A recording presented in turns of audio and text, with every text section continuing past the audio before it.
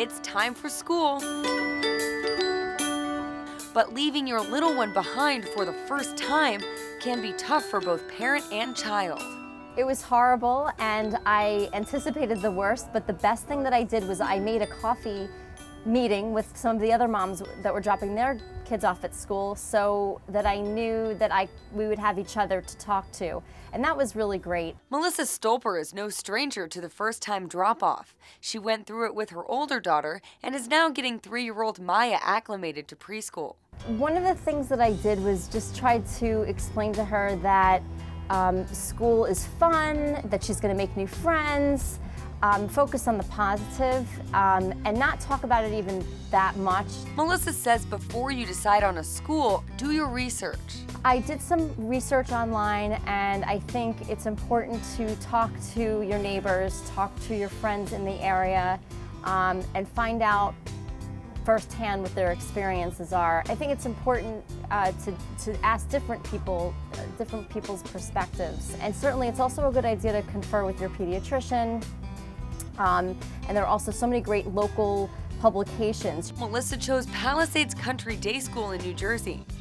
School founder and preschool expert Ann Hubschman says parents should visit a school beforehand to make sure it's the right fit for their child.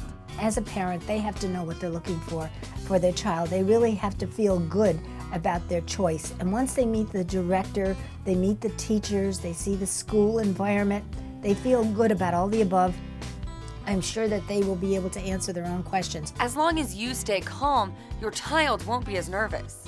Sometimes it's more about them not making the separation than the child, because mommy will have tears in her eyes on the first day if the child sees it and feels that there's an anxiety there. But sometimes mom just has to step back.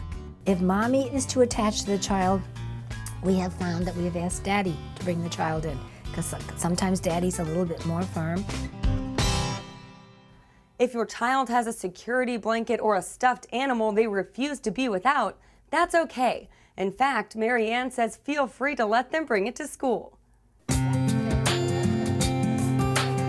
they have a blanket that they love, bring it in. We want that child to be happy. So if they need that blankie to hang on to for the period of time that they're in school, and sometimes they go back to their cubby, they'll go back to the cubby when they start to feel that little bit of sadness, touch their blanket, and then they'll feel better.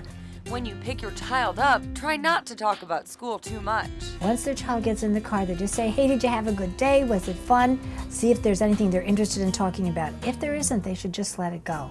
Sometimes if a child is anxious and you talk to them too much about school, they'll get a little bit anxious, more anxious about it, and that will not be an asset. But as long as your child's ready, he or she should be all set for school. Every day is going to be different. There are going to be good days and bad days, easy days and hard days, and I think you just have to sort of put yourself in their shoes and remember what it's like to be 3 or 4 or 5 years old, and that the world can be a scary place, but to make sure that you remind them that their teachers are their friends, that it's a warm, loving place that you're leaving them, and you want them to learn and to grow.